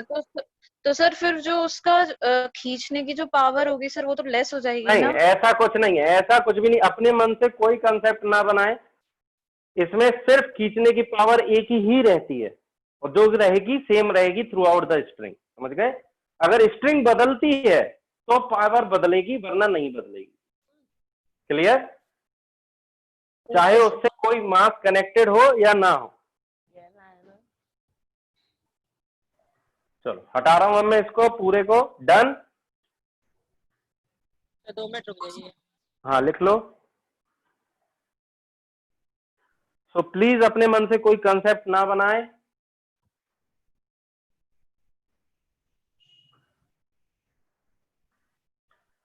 नेक्स्ट क्वेश्चन,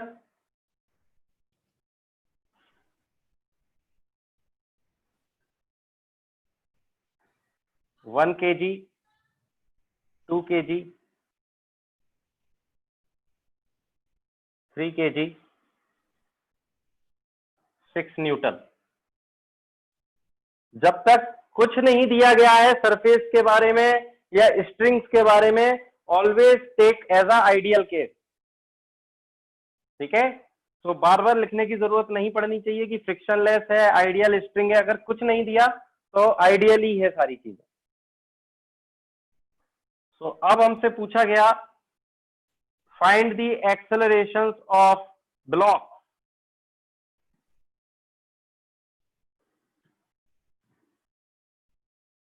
तो देखो जरा ध्यान से सॉल्यूशन, अगर हम देखें ध्यान से तो मैं मेथड 1 करके बता रहा हूं। पहला, फ्री बॉडी डायग्राम बना लो हर एक के। फ्री बॉडी डायग्राम बना लिया मैंने, किसका, 1 kg का। तो 1 kg का फ्री बॉडी डायग्राम बनाओगे, इसमें मैंने टेंशन ले ली T2 और इसमें टेंशन ले ली T1। तो इसको कौन खींच रहा है यहां पर, देखो 3 kg, ये सब इस साइड जाएंगे, ये पक्की बात है। तो अगर मैं 1 kg को देखता हूं कि भाई वो इस साइड जा रहा है तो कौन ले जाएगा उसको, T2 ले जाएगा। अच्छा जी, एक लगेगा इसके पास mg फोर्स जिसको मैं 1 इंटू जी बोलूंगा, और एक लगेगा नॉर्मल ड्यू टू ग्राउंड जिसको मैं ng1 नाम दे रहा हूं। ठीक, ये बन गया फ्री बॉडी डायग्राम। इस वाले का, इसका एक्सेलरेशन, अब जरा देखो ध्यान से, एक्सेलरेशन की हम बाद में बात करेंगे। अब मैं फ्री बॉडी डायग्राम देख रहा हूं किसका, 2 kg वाले का। सो 2 kg वाले पे एक लगेगा 2g फोर्स नीचे की तरफ, और एक लगेगा normal due to second ground, मतलब NG2 नाम दे दिया मैंने। ये T2, ये वाली जो स्ट्रिंग है वो 2 kg से भी कनेक्टेड है। सो 2 kg को भी वो इस तरफ खींचेगी, पुल करेगी अपनी तरफ, और इस वाले से भी कनेक्टेड है ये, तो ये इस तरफ लगेगा। ठीक है, तो ये बन गया फ्री बॉडी डायग्राम। अब इसका देखो फ्री बॉडी डायग्राम 2 kg का। अब तुम लोग बताना 6 न्यूटन किस तरफ लगाएगा, राइट या लेफ्ट? राइट, ये लग गया 6 न्यूटन राइट। T1 किस तरफ लगेगा? लेफ्ट। लेफ्ट, बिल्कुल। यहां लगेगा 20 और यहां लगेगा NG1। सर हाँ जी बोलो। सर यहाँ पे तो 3 kg लिख रखा था आपने ऊपर से, यहाँ पे 2 kg कैसे अच्छा होगा? अच्छा अच्छा, ठीक है ठीक है ठीक है, ये लो। अब मुझे बस इतना बताओ, कॉमन सेंस। अब देखो, अब तुम्हारा कॉमन सेंस चाहिए, क्या ये तीनों का एक्सेलरेशन सेम होगा या अलग अलग? बताओ। सर अलग अलग होगा। अच्छा, अलग अलग होगा, तो ये साथ में जाएंगे या अलग अलग जाएंगे, ये बताओ। कॉमन सेंस की बात है, अब इसमें कुछ फिजिक्स नहीं लग रही। सर अलग अलग जाएंगे। अच्छा, अलग अलग जाएंगे तो रस्सियां टूट जानी चाहिए। एक ही होगा सर। अरे एक ही एक्सेलरेशन होगा, सिंपल सा यार। डिब्बों को, जब तुम ट्रेन के डिब्बों को देखते हो तो क्या वो अलग अलग जाते हैं? नहीं सर। सर वो 3G होना चाहिए ना। अच्छा। हाँ, लिख दिया मैंने, ठीक है। तो ये जाएंगे सेम एक्सेलरेशन के साथ, और एक्सेलरेशन की वैल्यू हमने a मान ली। तो भाई इसका एक्सेलरेशन हॉरिजॉन्टल डायरेक्शन में तो a है, वर्टिकल डायरेक्शन में एक्सेलरेशन है क्या कोई, बताओगे? हॉरिजॉन्टल डायरेक्शन में एक्सेलरेशन a है, क्या ये वर्टिकल डायरेक्शन में भी है? नहीं। तो वर्टिकल डायरेक्शन में एक्सेलरेशन कितना है? वर्टिकल डायरेक्शन में 0, वर्टिकल डायरेक्शन में एक्सेलरेशन 0, ये भी 0। तो अगर मैं सर न्यूटन्स लॉ लगाऊं, हाँ जी बताओ। सर 1 kg का भी तो फोर्स लगाएगा स्ट्रिंग पे अपनी तरफ खींचने के लिए, क्योंकि क्या क्या क्या 1 kg पे लग तो रहा है स्ट्रिंग, लगा तो रही है। सर उसके अपोजिट नहीं लगाएगा फोर्स 1 kg वाला, स्ट्रिंग के अपोजिट। किस पर? किस पर 1 kg वाला किस पर लगाएगा? सर स्ट्रिंग के अपोजिट, सर स्ट्रिंग उसको अपनी तरफ खींच रही है, हाँ तो वो तो अपने वो उसको रिपेल नहीं करेगा मतलब। अरे तो स्ट्रिंग को करेगा। स्ट्रिंग का फ्री बॉडी डायग्राम बनाया है क्या तुमने? ठीक है ओके सर। कमाल कर रहे हो, बहुत ही सिंपल चीज को कॉम्प्लिकेट कर रहे हो। T2 कौन लगा रहा है? स्ट्रिंग लगा रही है। अब ये जो है स्ट्रिंग पे ही लगा सकता है, 2 kg पे नहीं लगा पाएगा, क्योंकि इससे कनेक्टेड कौन है? स्ट्रिंग कनेक्टेड है। तो अब न्यूटन्स लॉ लगा रहा हूं मैं इन वर्टिकल डायरेक्शन। अगर मैं वर्टिकल डायरेक्शन में न्यूटन्स लॉ लगाऊं तो नेट एक्सेलरेशन कितना है? 0। तो NG1 माइनस 1 इंटू जी, ये कितना हो जाएगा? 0। तो यहां से NG1 की वैल्यू कितनी आ गई? 1g के बराबर। सिंपल सा है। सिमिलरली अगर हम यहां देखें तो NG2 की वैल्यू किसके बराबर होगी? 2g के बराबर। और NG3 की वैल्यू किसके बराबर हो गई यहां पर? 3g के बराबर। तभी तो एक्सेलरेशन 0 होगा, क्योंकि नेट फोर्स क्या हो रहे हैं? बैलेंस। तो नेट एक्सेलरेशन क्या रहा? 0। या फिर इसको ऐसा लिखना चाहो, ऐसा लिख लो कि भाई N2g minus 3g that is equal to 0 acceleration. इसको ऐसा लिख लो। तो ये तो रहा वर्टिकल डायरेक्शंस में। अब हम लगाएंगे हॉरिजॉन्टल डायरेक्शन में। तो जब तुम न्यूटन्स लॉ अप्लाई कर रहे हो, Newton second law in horizontal direction, तो बताओ नेट फोर्स कितना है इसके पास? सर वो माइनस जी होना चाहिए ना सर, N2g माइनस 2g होना चाहिए 2g, हाँ सॉरी 2g। अब बताओ इस वाले के लिए क्या आएगी न्यूटन्स लॉ? बिल्कुल सिंपल, T2 और कोई फोर्स है ही नहीं इधर, तो T2 इक्वल टू 1 इंटू ए। इस वाले के लिए देखो, इसका एक्सेलरेशन किस तरफ है? इस तरफ। तो नेट फोर्स कितना आएगा? T1 minus T2 that is equal to 2 into a. इसका क्या आएगा? 6 minus T1 that is equal to 3 into a. This is equation 1, equation 2, equation 3। सो अगर हम इन तीनों को ऐड कर दें, नाउ ऐड 1, 2 एंड 3 इक्वेशन, तो देखो T2 से T2 कैंसिल, T1 से T1 कैंसिल, 6 इक्वल टू कितना आ गया? 6 इंटू ए। तो यहां से ए की वैल्यू कितनी आ गई? 1। ए की वैल्यू आ गई 1। तो 1 मीटर पर second square is the answer. और अगर मुझे टेंशन चाहिए होती, फॉर दी टेंशन, तो हम अब पुट करेंगे ए को इन 1, 2 इक्वेशन, कोई भी 1, 2 या फिर 3 में पुट कर दो। सो T1, T2 कितनी आ जाएगी? 1 इंटू 1 दैट इज 1 न्यूटन, और T1 minus T2 that is equal to 2 into 1। तो T2 अगर 1 है तो T1 कितनी हो जाएगी? 3 न्यूटन। ये आ गई इक्वेशन 1 से, ये आ गई इक्वेशन 2 से। दोनों टेंशन आ गई, T2 1 न्यूटन आ गई, T1 3 न्यूटन आ गई। नोट करेंगे इसको जल्दी से। सर हाँ जी बताएं। सर ये डायरेक्ट नहीं कर सकते थे कि डायरेक्ट कर सकते हैं, मैं समझ गया तुम्हारी बात। अच्छा, T2 कैसे आई? एक था T2 हमने सेकंड इक्वेशन में एक्सेलरेशन को पुट कर दिया, तो T1 माइनस T2 कितना बन गया? 2, और T2 की वैल्यू 1 थी, तो T2 की वैल्यू 1 थी, तो T1 की वैल्यू कितनी आ जाएगी? 3। सर अलग अलग हाँ क्या हुआ? सर ये अलग अलग स्ट्रिंग्स की। हाँ ये अलग अलग स्ट्रिंग्स की टेंशंस हैं। बैठ जाओ।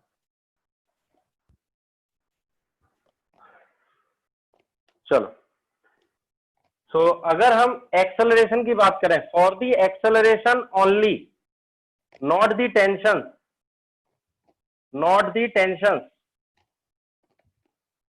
मेथड 2, मेथड 2, हमें क्या करना है? नेट फोर्स देखना है। इसके पास 6 न्यूटन है, इसका mass 1 kg, 2 kg, 3 kg। Consider all the 3 blocks, mic off कर लो जिसका भी ऑन है, as a system, as a system. तो ये हमने तीनों ब्लॉक्स को सिस्टम अज्यूम कर लिया। सो द टेंशन फोर्सेस, जो टेंशन फोर्सेस होंगी, become internal forces and 6 Newton become external force. So by the Newton's second law, F external is equal to total mass into acceleration. So अब मुझे बताओ इस total mass को कितना लिख देंगे हम? 6 kg। तो 6 newton equal to 6 into a, acceleration आ गया 1। नोट डाउन करो। सर टेंशन के बाद क्या लिख रहा है? मेरा स्क्रीन थोड़ा ब्लर आ रहा है। Tension forces become internal forces and 6 Newton become external forces. So by F external equal to ma, a कितना आ गया? 1। लेकिन जब हमें टेंशन फोर्सेस निकालनी होंगी तो फिर हमें इक्वेशंस बनानी ही बनानी पड़ेंगी।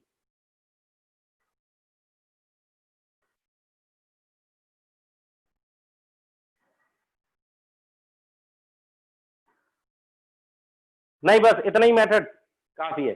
अच्छा इसको किसी को डाउट है तो पूछ लो। 6 इक्वल टू 6 से कैसे आया? एक्सटर्नल फोर्स कितना है एक था इस पूरे सिस्टम पर? 6 न्यूटन, और टोटल मास कितना है 6, और एक्सेलरेशन कितना मान लिया हमने पूरे सिस्टम का a। एकता क्या हो गया तुमको, कैसे क्वेश्चंस पूछ रहे हो? चलो नेक्स्ट क्वेश्चन।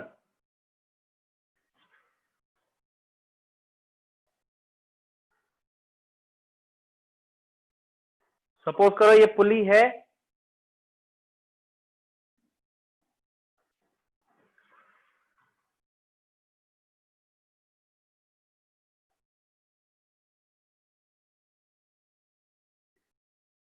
ठीक, और छोटा सा ब्लॉक यहां, और ये एक स्ट्रिंग, ठीक है। अब जरा देखो ध्यान से, 3 ब्लॉक है, A block, B block. B block का वेट है 5 kg, सॉरी मास है 5 kg। ए ब्लॉक का मास है 10 kg, और सी ब्लॉक का मास है 20 kg। Find the acceleration of and tension in the string. Tension in the string.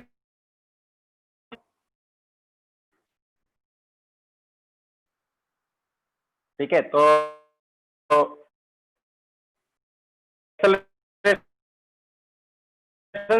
चाहिए और टेंशन चाहिए।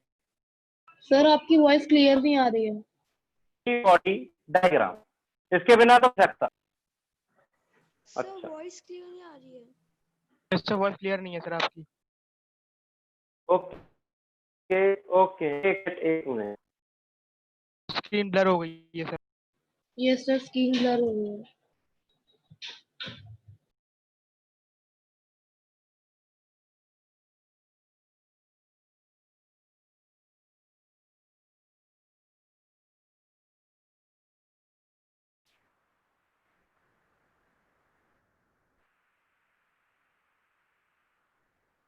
जरा अब आ रही है आवाज? सर वीडियो पॉज हो गया है। सर वीडियो पॉज हो गया सर। वीडियो नहीं, अभी चलेगा वीडियो। अब चल रहा है? No sir. No sir. Video नहीं चल रहा है? अच्छा, सर वीडियो ब्लर आ रहा है।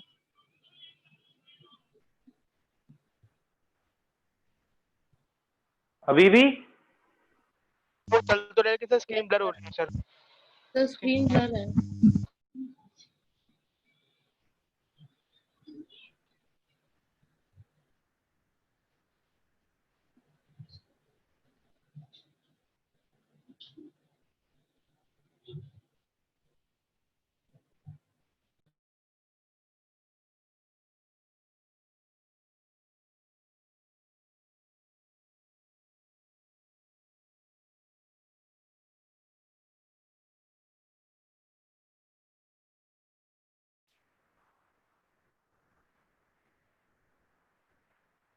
अब सही है? वीडियो स्टॉप हो गई है। वीडियो स्टॉप है? Yes sir. सर अब क्लियर है। एकता बोल रही है क्लियर है। सर सर आपके साथ 2 आईडीज आ रही हैं। अच्छा, नहीं सर अब नहीं आ रही। अब तब सही हो गए सर। सर अब ठीक है, तो फ्री बॉडी डायग्राम बनाएंगे 10 kg का। तो क्या क्या लगाएंगे? एक इस पर 10G नीचे की तरफ। सर क्वेश्चन दोबारा रिपीट सर क्वेश्चन रिपीट कर दो सर। क्वेश्चन है एक्सेलरेशन निकालना है of the block and tension in the string, ये हमें निकालना है। ठीक है, fine. So free body diagram बनाएंगे हम। सो 10 kg का फ्री बॉडी डायग्राम, ये जो ए वाला है, इसके पास एक नॉर्मल ड्यू टू ग्राउंड लगेगा, ग्राउंड की वजह से, और एक लगेगा नीचे 10G, और एक लगेगा इस पर टेंशन फोर्स जो कि इस स्ट्रिंग में होगा। ठीक है, अगर आप ध्यान से देखो तो ये ब्लॉक अगर ए एक्सेलरेशन से नीचे जाएगा तो ये वाला ब्लॉक भी ए से जाएगा और ये बी वाला भी ए से जाएगा, यानी तीनों ब्लॉक्स का एक्सेलरेशन सेम होना है। सो इसका एक्सेलरेशन इस डायरेक्शन में कितना है a, और इस डायरेक्शन में एक्सेलरेशन कितना है 0। तो ये बन गया फ्री बॉडी डायग्राम।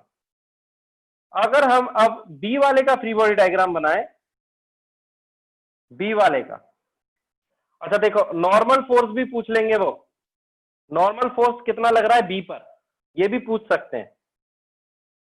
तो बी का फ्री बॉडी डायग्राम अगर हम बनाते हैं तो बी का वेट कितना है, मतलब बी का मास कितना है 5 kg। तो एक लगेगा इस पर नीचे की तरफ 5g, एक लगेगा normal due to ground ng1 मान लेते हैं इसको, और एक लगेगा नॉर्मल फोर्स इस तरफ जो कि ए लगाएगा। तो ए पर भी एक लगेगा नॉर्मल फोर्स अपोजिट डायरेक्शन में, ठीक है। तो ये बन गया फ्री बॉडी डायग्राम बी का। और अब मैं बना रहा हूं फ्री बॉडी डायग्राम सी का। तो 20 इंटू जी, एक टेंशन फोर्स ऊपर, एक्सेलरेशन नीचे, इसका एक्सेलरेशन कहां था यहां, और वर्टिकल एक्सेलरेशन कितना था इसका 0। सो अगर अब हम न्यूटन लॉ लगाएं, तो अब न्यूटन सेकंड लॉ लगाते हैं। तो देखो जरा, हॉरिजॉन्टल एक्सेलरेशन 0 होगा ना? कौन सा वाला, किसके लिए? टी के लिए। हाँ बिल्कुल, सी के लिए हॉरिजॉन्टल एक्सेलरेशन 0, क्योंकि कोई फोर्स ही नहीं है हॉरिजॉन्टल डायरेक्शन में। अब यहां देखो न्यूटन सेकंड लॉ लगाऊंगा अगर मैं हॉरिजॉन्टल डायरेक्शन में, हॉरिजॉन्टल डायरेक्शन में न्यूटन सेकंड लॉ लगाऊंगा, तो टी इक्वल टू क्या बनेगा, T minus N equal to बनेगा 10 into a. This is the equation 1। इसमें जब लगाऊंगा तो लगेगा n equal to 5 into a, this is equation 2। इसके लिए वर्टिकल डायरेक्शन में लगाना होगा हमें, तो वर्टिकल डायरेक्शन में क्या बनेगा, नीचे जा रहा है, तो 20g minus T equal to 20 into a, this is equation 3।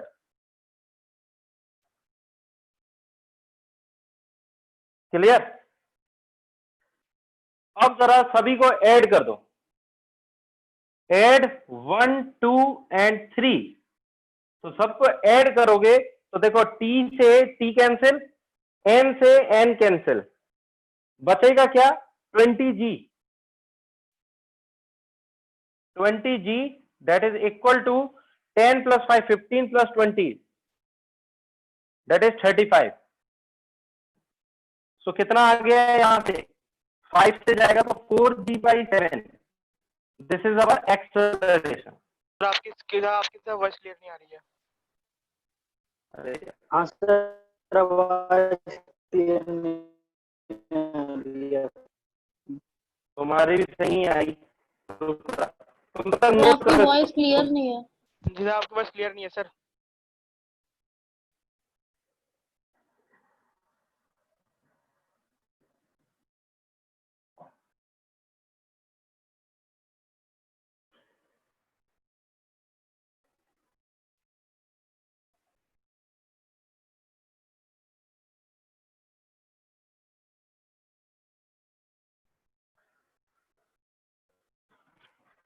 आवाज आ रही है अब? आवाज तो आ रही नो थी सर, क्लियर नहीं है। क्लियर नहीं है सर।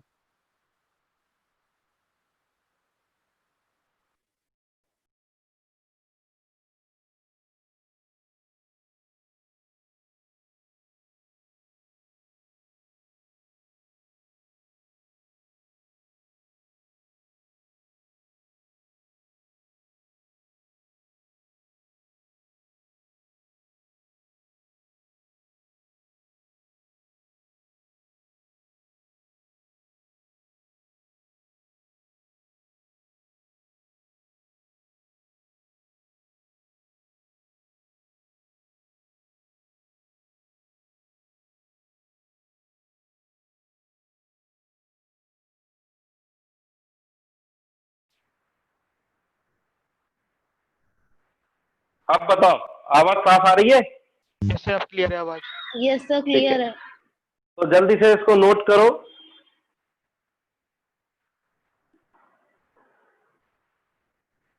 और एक्सेलरेशन अगर आ गया है तो अब सारी चीजें तुम निकाल सकते हो फ्रॉम द इक्वेशन 1, 2 एंड 3।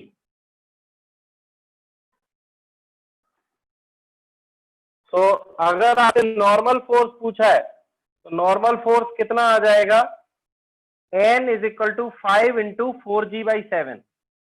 ये आ गया नॉर्मल फोर्स, ठीक है, इतना न्यूटन। टेंशन पूछा है, सो टेंशन हम कहां से निकाल सकते हैं, यहां से निकाल सकते हैं। सो टेंशन के लिए by the first equation T equal to 10 into 4G/7 plus normal कितना हो गया 20G/7, तो 40 और 2 60/7 इंटू G न्यूटन। ये आ गई टेंशन।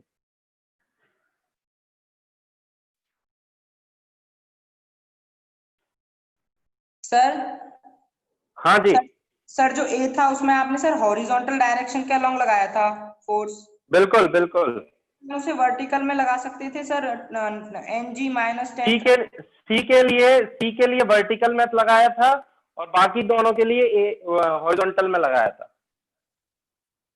सर हाँ जी, मैं बोल बताएं। सर ए वाले में हम वर्टिकल लगा सकते थे।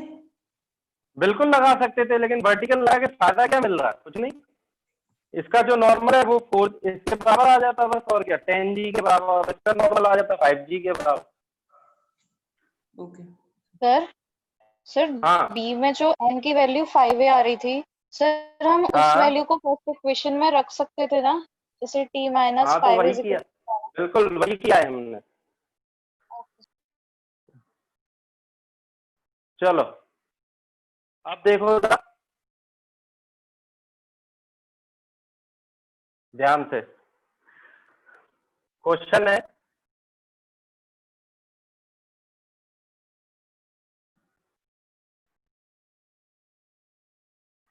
ये हमारे पास एक वेज बोलते हैं इसको, वेज। क्या बोलते हैं इसको, वेज। फिक्स्ड है ये ग्राउंड से। यहां एक ब्लॉक स्मॉल m मास का, ठीक है, जिसका मास ले लिया हमने 10 kg। इसको हमने एक पुली से, दिस इज अ पुली, इसको यहां से कनेक्ट किया और एक दूसरी पुली कुछ इस तरीके से यहां से इसको फिक्स कर दिया और एक दूसरी पुली से हमने मास लटका दिया कुछ इस तरीके से, ठीक है, जिसको 20 kg नाम दे दिया हमने। मास कितना दे दिया इसको, 20 kg। आपकी आवाज सर अभी भी कट कट के आ रही है sir.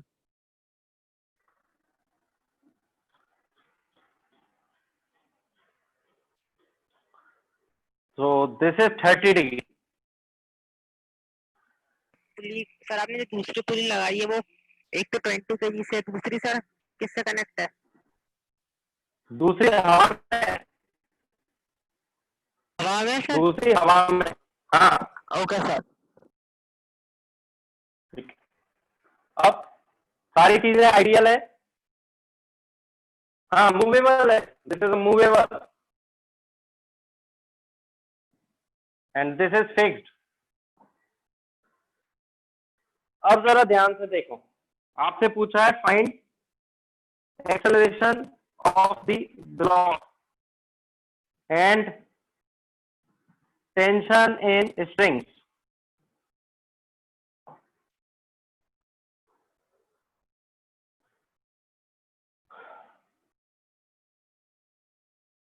Solution, free body diagram 10 kg का,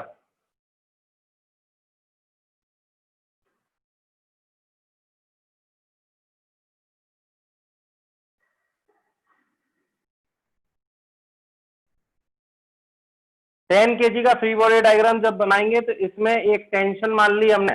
देखो यहां टेंशन कितनी मान ली, T। यहां कितनी मान ली, T1, ये भी T1। ठीक, आप जरा ध्यान से देखो, ये 10 kg, एक इस पर नॉर्मल फोर्स, एक इस पर mg 10G। इसका एक कंपोनेंट एक तरफ, एक कंपोनेंट इस तरफ, तो ये हो गया tan g का cos 30 और इस तरफ हो गया tan g का sin 30। ये बन गया इसका फ्री बॉडी डायग्राम। ये जाएगा किस तरफ? ये इस तरफ जाएगा और ये इस तरफ जाएगा।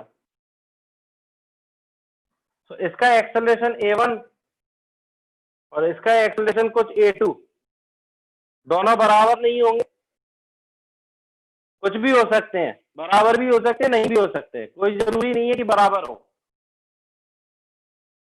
तो इसका जो एक्सेलरेशन है वो इस तरफ है, कितना? a2। अब फ्री बॉडी डायग्राम इस वाली पुली का बना रहा हूं। ये फर्स्ट पुली है, this is the second pulley. Sir first pulley तो फिक्स है ना, तो सर 10 kg का एक्सेलरेशन कैसे होगा? कहाँ है 10 kg? इसका ये ये पुली तो मूवेबल है ना, तो ये पुली तो नीचे जा सकती है। नहीं सर, जो 10 kg है वो कैसे ऊपर आएगा सर? फर्स्ट पुली तो फिक्स क्यों? है। ये वाली जो रस्सी है ये नीचे जाएगी, तो ये रस्सी ऐसे स्लाइड नहीं करेगी। सर फिक्स पुली पर पुली में अरे रस्सियां तो स्लाइड कर सकती हैं, पुली भले ही फिक्स है, पर यहां से अगर ये खींचेगा तो ये यहां से ऊपर नहीं जाएगा। ओके।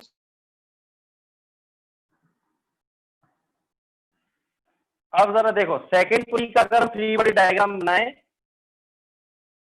सेकंड पुली का फ्री बॉडी डायग्राम कैसे बन रहा है? यहां टेंशन T1, यहां टेंशन T1 और यहां टेंशन T। तो ये कैसी है? This is the massless. और मासलेस के लिए अगर हम देखें, फॉर दी मासलेस एक्सेलरेशन क्या होना चाहिए? 0। या ये बोलूं कि F एक्सटर्नल इक्वल टू, जब मैं ma लगाऊंगा तो मास यहां 0 है, तो external force, net external force कितना आना चाहिए? 0। तो इसका मतलब ये हो गया कि T minus 2T1 equal to 0। So T1 की जो वैल्यू आएगी वो किसके बराबर आएगी? T/2 के बराबर। इस चीज को जरा सोचो। मासलेस अगर है तो नेट एक्सटर्नल फोर्स को अगर हम लिखेंगे तो क्या लिखेंगे? m into acceleration. मास अगर 0 है तो नेट फोर्स क्या हो गया? 0। नेट फोर्स अगर 0 हो गया तो T माइनस 2T1 की वैल्यू क्या हो गई? 0। तो T1 की वैल्यू कितनी आ गई यहां से? T/2। ये हमने सेकंड पुली से बनाया है। अच्छा, इसके लिए जब देखेंगे तो जब इसमें न्यूटन को लगाएंगे इस वाले के लिए, तो T जो है वो एक्सेलरेशन प्रोड्यूस कर रहा है लेकिन tan g sin 30 रोक रहा है। तो क्या लिखेंगे हम? T minus tan g sin 30 is equal to 10 into A2, 10 into A2। और इस डायरेक्शन में कोई एक्सेलरेशन है क्या? इस डायरेक्शन में कोई एक्सेलरेशन नहीं है। तो ये हमने लगाया किसके अलोंग द इंक्लाइंड, और ये लगाएंगे हम perpendicular to the inclined. So perpendicular to the inclined अगर एक्सेलरेशन देखें तो कितना है? 0। इसका मतलब है कि normal force minus tan g cos 30 की वैल्यू किसके बराबर है? 0 के बराबर। तो नॉर्मल फोर्स कितना आ जाएगा? tan g cos 30। नोट करो पहले इतनी चीजें, नोट करो।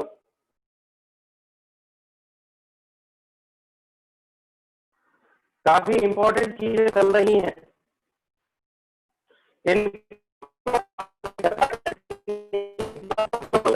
आपकी आवाज नहीं आ रही है सही से। सर आपकी आवाज बहुत कट रही है सर। अब